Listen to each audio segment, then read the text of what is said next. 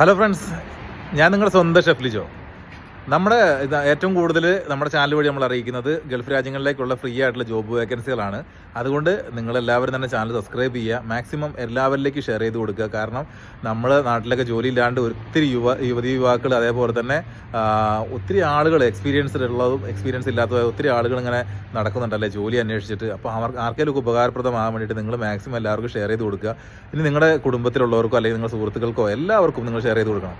അപ്പോൾ ഇന്ന് നമുക്ക് പ്രധാനമായിട്ട് പറയാനുള്ളത് പതിവ് പോലെ തന്നെ ഞാൻ പറഞ്ഞിട്ടുള്ളൊരു പ്രധാനപ്പെട്ട കാര്യത്തെക്കുറിച്ച് തന്നെയാണ്. അതിന് മുന്നോടിയായിട്ട് ഞാൻ പറയുന്നത്, ഇന്ന് എൻ്റെ മെഡിക്കലായിരുന്നു. മെഡിക്കൽ കഴിഞ്ഞു. അതായത് മെഡിക്കൽ എന്ന് പറഞ്ഞിട്ടുണ്ടെങ്കിൽ നമ്മൾ ഇവിടുന്ന് നമ്മുടെ കമ്പനി തരുന്ന പേപ്പർ, അത് ഞാൻ ഇന്നലെ കാണിച്ചിട്ടുണ്ടായിരുന്നു. ആ പേപ്പറുമായിട്ട് നമ്മൾ നേരെ മെഡിക്കൽ സെൻറ്ററിൽ പോവുക. നമ്മുടെ പാസ്പോർട്ടും ഉണ്ടാവും, പിന്നെ നമ്മുടെ പേര് അവിടെ ഓൾറെഡി അവരുടെ ഉണ്ടാവും. നമ്മൾ ഈ പാസ്പോർട്ടും ഈ മെഡിക്കൽ അപ്രൂവലും കൂടി കൊണ്ടുപോയിട്ട് നമ്മളവിടെ കൊണ്ടുപോയി സബ്മിറ്റ് ചെയ്ത് കഴിയുമ്പോൾ നമുക്ക് അവിടെ നിന്നൊരു ടോക്കൺ കിട്ടും. ആ ടോക്കൺ എടുത്ത് നമ്മൾ വെയിറ്റ് ചെയ്യണം. വെയിറ്റ് ചെയ്തിട്ട് നമ്മുടെ നമ്പർ ആകുമ്പോൾ നമ്മുടെ ബ്ലഡ് എടുക്കാൻ വേണ്ടിയിട്ട് ലാബിലേക്ക് പോവുക.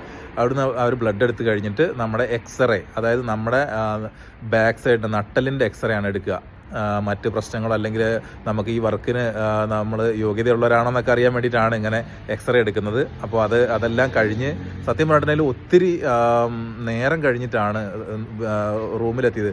ഇന്നലെ നമ്മൾ രാവിലെ നമ്മൾ വീഡിയോ എല്ലാ ദിവസവും പോസ്റ്റ് ചെയ്യുന്ന പോലെ തന്നെ ഇവിടുത്തെ ഏകദേശം ഒരു 6 മണിയാകുമ്പോൾ, നാട്ടിലൊരു 7:30 ആകുമ്പോഴാണ് എല്ലാ വർക്കും കഴിഞ്ഞ് സത്യം പറഞ്ഞിട്ടുണ്ടെങ്കിൽ ഞാനൊന്ന് കിടക്കുക. അത് കഴിഞ്ഞിട്ട് കറക്റ്റായിട്ട് ഇവിടുത്തെ 9:30 ആയപ്പോഴത്തേക്ക് എനിക്ക് എഴുന്നേക്കേണ്ടി വന്നു. അങ്ങനെ എഴുന്നേറ്റ് രാവിലെ ഞങ്ങൾ പോയി. എൻ്റെ കൂടെ ഒരാളുകൂടി ഉണ്ടായിരുന്നു. കാരണം ഞാൻ UAE 10 വർഷമായെന്നുണ്ടെങ്കിൽ ദുബായിൽ ഫസ്റ്റാണ്. കറക്റ്റായിട്ട് എനിക്ക് ഇവിടുത്തെ പ്രോപ്പർ സ്ഥലങ്ങൾ അറിയത്തില്ല. അപ്പോൾ അവൻ എൻ്റെ കൂടെ വരാമെന്ന് പറഞ്ഞു. ഞങ്ങളങ്ങനെ രണ്ടുപേരും കൂടി പോയി. വേറെ ആരുമല്ല, നമ്മുടെ ഇവിടെ ഒരു പാകിസ്ഥാനി ഡ്രൈവറുണ്ട്, അവനാണ് വന്നത്. നല്ല സ്നേഹമുള്ള ആളാണ്. അപ്പോൾ അവനും ഞാനും കൂടി ഫുഡ് കഴിക്കുന്ന ഒരു വീഡിയോ ഇനി നാളെ ഞാൻ പോസ്റ്റ് ചെയ്യുന്നുള്ളൂ. കാരണം എനിക്ക് സമയം കിട്ടാത്തതുകൊണ്ട് എനിക്കത് പോസ്റ്റ് ചെയ്യാൻ പറ്റിയിട്ടില്ല. അവരുടെ ട്രഡീഷണൽ ആയിട്ടുള്ള ഫുഡുകളാണ് നമ്മൾ അവരുടെ കടയിലാണ് പോയത്. എൻ്റെ നിർബന്ധത്തിലാണ് പോയത് സത്യത്തിൽ. കാരണം എനിക്ക് അവരുടെ ഫുഡ്, പാകിസ്ഥാൻ ഫുഡ് എന്ന് പറഞ്ഞാൽ എനിക്ക് ഭയങ്കര ഇഷ്ടമാണ്. അപ്പോൾ ആ വീഡിയോസൊക്കെ വരും, അത് നമുക്ക് നാളെ ഇടുന്നതാണ്. പിന്നെ എനിക്ക് ഇന്ന് പ്രധാനമായിട്ട് പറയാനുള്ളത് എന്താണെന്ന് വെച്ചിട്ടുണ്ടെങ്കിൽ, ഇന്ന് ഒരു ന്യൂസ് ഞാൻ കണ്ടു. അതായത് വളരെ വിഷമിപ്പിക്കുന്ന ന്യൂസാണ്. പത്തനംതിട്ട ജില്ലയിൽ 2 പാസ്റ്റർമാർ കൂടിയിട്ട് കുറേ ആളുകളെ റിക്രൂട്ട്മെൻറ്റ് ചെയ്തിട്ട് കാനഡയിലേക്ക് കൊണ്ടുപോയിന്നും. അതായത് അവർ ഒരു പാസ്റ്റർമാരാണ്, അതായത് എല്ലാ പാസ്റ്റർമാരും അല്ല. ഈ 2 വ്യക്തികൾ അവർ സത്യം പറഞ്ഞിട്ടുണ്ടെങ്കിൽ എന്തിനാണ് പാസ്റ്റർ ഉദ്യോഗം അല്ലെങ്കിൽ പാസ്റ്റർ ജോലി ചെയ്യുന്നതെന്ന് എനിക്കറിയാൻ പാടില്ല. സത്യം പറഞ്ഞിട്ടുണ്ടെങ്കിൽ പാസ്റ്റർമാരെന്നൊക്കെ പറയുമ്പം, ഇപ്പോൾ ഞാനൊക്കെ ഒരു RC കാരനാണ്. അപ്പോൾ നമുക്കൊക്കെ ഒരു അച്ഛന്മാരെ കാണുന്ന പോലെയാണ് ശരിക്കും ഈ പെന്തക്കൊസ്തക്കാർ അവരുടെ പാസ്റ്റർമാരെ കാണുന്നത്. അപ്പോൾ എന്തിനാണ് ഇങ്ങനത്തെ ഒരു ദൈവിക പ്രവർത്തനം എന്ന് ഞാൻ സത്യം പറഞ്ഞാൽ ചിന്തിച്ചു പോവുകയാണ്. അവരതിൻ്റെ വ്യാജേന തന്നെയാണ് എന്ത് ചെയ്യുന്നത്, ഇവരുടെ കച്ചവടം അവർ നടത്തിയത്. ഒത്തിരി ആളുകളെ ഇവിടുന്ന് അങ്ങോട്ട് കൊണ്ടുപോയി, അത് ലക്ഷങ്ങൾ മേടിച്ച് അവിടെ ഇവിടുന്ന് കൊണ്ടുപോയിട്ട് അവിടെ ചെന്നിട്ട് അവർക്ക് കക്കൂസിലെ ബാത്റൂമിലുള്ള വെള്ളം കുടിച്ചിട്ടാണ് അവരവിടെ പലരും ജീവൻ പിടിച്ചു നിർത്തിയെന്നും. അതിനുശേഷം അവർ തിരിച്ചിവിടെ വന്ന് ഒരുപാട് കഷ്ടപ്പെട്ടിട്ടാണ് അവർ തിരിച്ചിവിടെ ഇന്ത്യയിലേക്ക് വന്നത്. അപ്പോൾ ആലോചിച്ച് നോക്കുക, എത്രത്തോളമാണ് ഏജന്റുമാരുടെ വിളയാട്ടം എന്നുള്ളത്. സത്യം പറഞ്ഞാൽ കേരളത്തിൽ എത്രത്തോളം ആളുകൾ, എന്തെല്ലാം ആട്ടുംതോലിട്ട ഓരോ ചെന്നായ്ക്കളെ പോലെ, അതായത് ദൈവത്തിൻ്റെ ദൂതന്മാരെ പോലെയൊക്കെയുള്ള ആളുകളാണ് ഇതിൻ്റെ ഏജന്റുമാരായിട്ട് ഇറങ്ങുന്നത്. അപ്പോൾ നമുക്ക് ആരെയും തിരിച്ചറിയാൻ പറ്റില്ല, ആരാണ് നല്ലതെന്ന് പോലും നമുക്ക് തിരിച്ചറിയാൻ പറ്റില്ല. ഞാനിങ്ങനെ പറയാനുള്ള പ്രത്യേക കാരണം എന്ന് പറഞ്ഞിട്ടുണ്ടെങ്കിൽ, നമ്മളിപ്പോൾ ഏത് മതമായിക്കോട്ടെ, ഏത് ജാതി ആയിക്കോട്ടെ, നമ്മൾ ദൈവത്തിൻ്റെ അടുത്ത്, ദൈവത്തിൻ്റെ ശുശ്രൂഷകർ എന്ന് പറയുന്നതാണ്. അത് നമുക്ക് വേണ്ടിയിട്ട് അവരുടെ ഒരു ശുശ്രൂഷകരായിട്ട് നിൽക്കുന്ന ആൾക്കാരാണ് അല്ലെ വൈദികരെന്ന് പറയുന്നത്. അതിപ്പോൾ ഏത് മതത്തിൻ്റെ ആണെങ്കിലും. അപ്പോൾ അങ്ങനെയുള്ള ആളുകൾ നമ്മളെ പറ്റിക്കും നമ്മൾ ഒരിക്കലും കരുതൂല. പക്ഷേ ഇനി മുതൽ അല്ലെങ്കിൽ ഇനി അങ്ങോട്ടുള്ള എല്ലാ സമയത്തും ആരെയാണെങ്കിൽ പോലും നമ്മൾ കണ്ണടച്ച് ഒരിക്കലും വിശ്വസിക്കരുത്. കാരണം അവരൊക്കെ പറയുന്ന കേട്ടിട്ട്, കൂടുതൽ സ്ത്രീകളാണെന്ന് എനിക്ക് തോന്നുന്നു. കാരണം ഇവരൊക്കെ പോയിട്ട് പല ഓരോ പ്രശ്നങ്ങളാണ്. കാരണം അവർക്കൊക്കെ അവിടെ നിന്ന് പോയി കഴിഞ്ഞാൽ അവർക്ക് എന്തൊക്കെ സംഭവിക്കുന്ന പോലും നമുക്ക് ചിന്തിച്ചെടുക്കാൻ പോലും പറ്റുകയില്ല. പ്രത്യേകിച്ച് കല്യാണം കഴിഞ്ഞ് പിള്ളേരൊക്കെ ഉണ്ടെങ്കിൽ അവർ ഈ പിള്ളേരെയൊക്കെ ഓർത്തിട്ട് അവർ അത്രത്തോളം മനസ്സ് വിഷമിക്കും. അതേപോലെ ഹസ്ബൻഡ് കൂടെ ഇല്ലല്ലോ എന്നുള്ളൊക്കെ ആ ചിന്ത കാരണമൊക്കെ അവർക്ക് കൂടുതൽ ടെൻഷനാണ്. കാരണം എന്ന് പറയുന്നത്, ഇപ്പം ഞാനൊക്കെ ആണെങ്കിൽ പോലും നമ്മൾ കല്യാണം കഴിഞ്ഞ് പിള്ളേരൊക്കെ ആയിട്ട് നമ്മൾ വീട്ടിൽ നിന്ന് പോരുന്ന നേരത്ത് നമ്മുടെ ഭാര്യമാർ അവരെത്രത്തോളം വിഷമിക്കുന്നുണ്ടെന്നുള്ളത് നമുക്കത് ശരിക്കും അനുഭവമുണ്ട്. ഒരു പ്രവാസിക്ക് ശരിക്കത് ഹൃദയത്തിൽ തൊട്ടത് മനസ്സിലാക്കാൻ പറ്റും. കാരണം ഒരു ഇഷ്യൂ വന്നു കഴിഞ്ഞാൽ, കൊച്ചിനൊരു പനി വന്നു കഴിഞ്ഞാൽ മറ്റാരും കൂടെ ഇല്ലെങ്കിൽ അവരനുഭവിക്കുന്ന വേദനകൾ അതേപോലെ നമ്മൾ ഇതേ സിറ്റുവേഷനിൽ എനിക്ക് നാട്ടിലേക്കൊന്ന് വരാനോ എൻ്റെ മക്കളെ ഒന്ന് കാണാനോ കഴിയുമോ എന്ന് പോലും അറിയാതെയാണ് അവരങ്ങനെ അവിടെ തള്ളി നീക്കുന്നതും. അവരവിടുന്ന് ഏത് രീതിയിലാണോ രക്ഷപ്പെട്ടു പോയത്. കാരണം അവരൊക്കെ അല്ലെങ്കിൽ അവരുടെ പൂർവികന്മാരാരോ ചെയ്ത പുണ്യത്തിൻ്റെ ഫലമാണ്. എനിക്ക് ഇത്രയേ നിങ്ങളോടൊക്കെ പറയാനുള്ളൂ. ഇനിയെങ്കിലും നിങ്ങൾ പഠിക്കണം. ഒരു ഏജൻറ്റിനെ ഞാൻ ഇനി വിശ്വസിക്കില്ല, അല്ലെങ്കിൽ ഒരു ഏജൻറ്റിനെ പോലും ഞാനിനി ഒരിക്കലും കാണാൻ ആഗ്രഹിക്കുന്നില്ല എന്നുള്ള രീതിയിൽ ഉറച്ച തീരുമാനം എടുക്കണം. നിങ്ങളല്ലാത്ത രീതിയിൽ എങ്ങനെയെങ്കിലുമൊക്കെ നിങ്ങൾ അല്ലെങ്കിൽ ഒരു ഏജൻറ്റിനെയൊക്കെ നിങ്ങൾ കാണാൻ പോവുകയാണെന്നുണ്ടെങ്കിൽ നിങ്ങളുടെ ബന്ധങ്ങൾ മാക്സിമം ബന്ധങ്ങൾ ഉപയോഗിക്കുക. നിങ്ങളുടെ കൂടെ പഠിച്ചവർ, ഇപ്പോൾ നിങ്ങളുടെ റിലേറ്റീവിൽ ആരും ഇല്ല വിദേശത്തുനിന്നുണ്ടെങ്കിൽ നിങ്ങളുടെ കൂടെ പഠിച്ച ഫ്രണ്ട്സ്, അവരോട് നിങ്ങൾ കാര്യങ്ങൾ പറയുക. ആരെങ്കിലുമൊക്കെ ഉണ്ടെങ്കിൽ അവരുടെ ബന്ധങ്ങൾ ഉപയോഗിച്ചിട്ട് ഇന്ന രാജ്യത്ത് പോകാൻ ഇന്ന രീതിയിലുള്ള കാര്യങ്ങൾ എത്രത്തോളം പേപ്പറുകൾ വേണം, അല്ലെങ്കിൽ അതിന് എത്രത്തോളം കാലതാമസം എടുക്കും എന്നുള്ളത് അന്വേഷിക്കുക. എന്നിട്ട് നിങ്ങൾ ആരെങ്കിലും പൈസ കൊടുത്തിട്ട് നിങ്ങൾ പോകുന്നതിനുണ്ടെന്നുണ്ടെങ്കിൽ നിങ്ങൾ ശ്രമിച്ചു നോക്കുക. അതിനും ഒരിക്കലും നമുക്ക് ഗ്യാരണ്ടി പറയാൻ പറ്റില്ല. പക്ഷേ ഇവർ ഈ സബ്മിറ്റ് ചെയ്യാൻ പോകുന്ന പേപ്പറുകൾ ആദ്യമേ തന്നെ നമ്മളെ കാണിക്കണം എന്നുള്ള എഗ്രിമെൻറ്റ് നമ്മൾ വെക്കണം. അതേപോലെ തന്നെ പൈസ കൊടുക്കുമ്പോൾ എപ്പോഴാണെങ്കിലും നമ്മൾ ശ്രദ്ധിക്കാതെ ഒരിക്കലും 2 വട്ടം നമ്മൾ ആലോചിക്കണം. ഒരിക്കലും കടം മേടിച്ച പൈസ ഒന്നും കൊണ്ടുപോയിട്ട് ആരും എവിടെയും കൊടുക്കാണ്ടിരിക്കാൻ വേണ്ടി മാക്സിമം ശ്രമിക്കുക. കാരണം നമുക്ക് ആ കടം വീട്ടാൻ ഒരിക്കലും കഴിയില്ല. നമുക്കൊരു ജോലി കിട്ടുമെന്നുള്ള പ്രതീക്ഷയിലാണ് നമ്മൾ കടം മേടിക്കുന്നത്. എന്നിട്ട് ആ കടം നമുക്ക് അവിടെ പോയി ജോലി കിട്ടിക്കഴിഞ്ഞ് നമ്മൾ വീട്ടാമെന്ന് പറഞ്ഞൊരു ഒരു അവധി എടുത്തിട്ടാണ്, അതായത് ഒരു സാവകാശം അവരോട് ചോദിച്ചിട്ടാണ് അവർ നമുക്ക് കടം തരിക. അല്ലാന്നുണ്ടെങ്കിൽ നമ്മൾ വീടിൻ്റെ പട്ടയം അല്ലെ ആധാരം നമ്മൾ കൊണ്ടേ പണയം വെച്ചിട്ടൊക്കെ ആയിരിക്കും നമ്മൾ ഈ പൈസ സംഘടിപ്പിക്കുക. അല്ലെങ്കിൽ ഉള്ള സ്വർണം മുഴുവൻ വിറ്റ് പെറുക്കിയിട്ടായിരിക്കും ഇത് പൈസ സംഘടിപ്പിക്കുക. പക്ഷേ ഇതെല്ലാം തിരിച്ചെടുക്കാമെന്നും അല്ലെങ്കിൽ ഇതൊക്കെ തിരിച്ചടവ് നടത്താമെന്നും വിചാരിച്ചിട്ടുണ്ടെന്നുണ്ടെങ്കിൽ അതൊന്നും നടക്കാണ്ടാവുകയും നമ്മുടെ കുടുംബജീവൻ തന്നെ തകർന്ന് തരിപ്പടമായി പോവുകയും ചെയ്യും.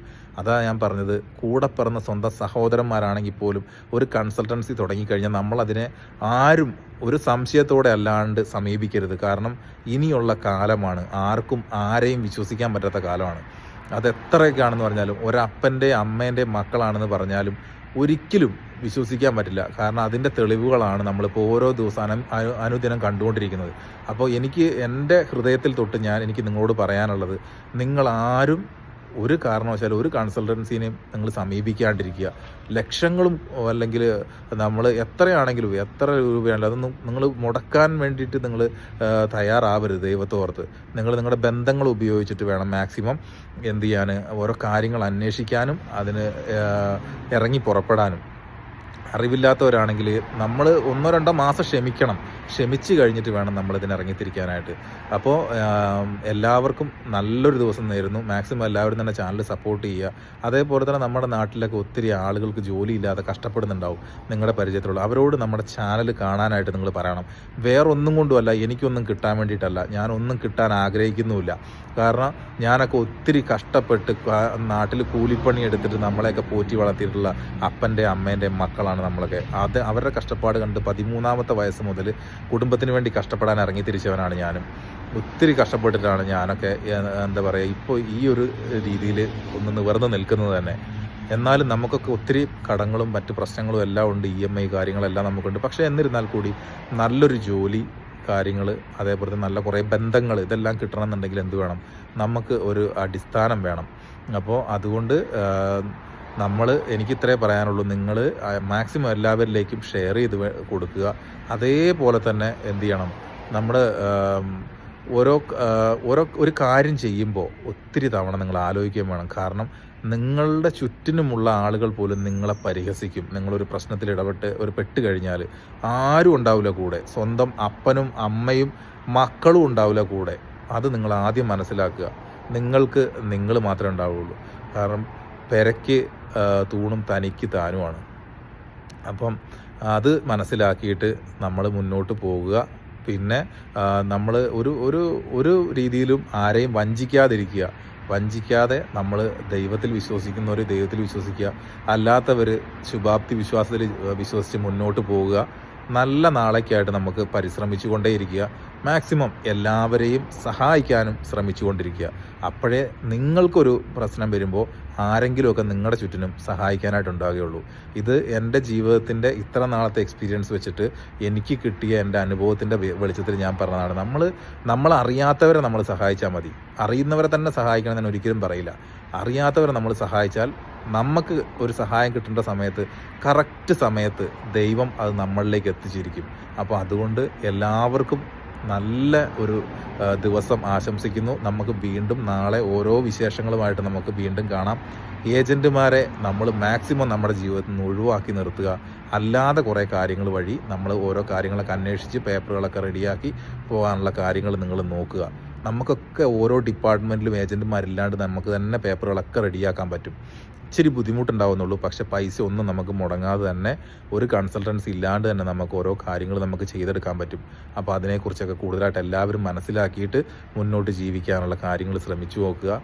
പിന്നെ എന്നാൽ കഴിയുന്ന എന്ത് സഹായത്തിനും നിങ്ങൾ ജോബ് വേക്കൻസികൾ കണ്ടിട്ട് എന്തെങ്കിലും ഡൗട്ടുകളൊക്കെ ഉണ്ടെങ്കിൽ എന്നോട് കമൻറ്റ് ബോക്സിൽ ചോദിച്ചു കഴിഞ്ഞാൽ എല്ലാ കമൻസിനും ഞാൻ മറുപടി പറയുന്ന ആളാണ്. ഞാൻ മാക്സിമം സമയം ഉണ്ടാക്കിയിട്ട് ഞാനതെല്ലാം കണ്ടെത്തുന്നുണ്ട്. കാരണം നിങ്ങളുടെയൊക്കെ ഓരോ സംശയം ഓരോ വ്യക്തികളുടെ ജീവിത പ്രശ്നങ്ങളാണെന്ന് ഉറച്ച ബോധ്യമുള്ളൊരു മനുഷ്യനാണ് ഞാൻ.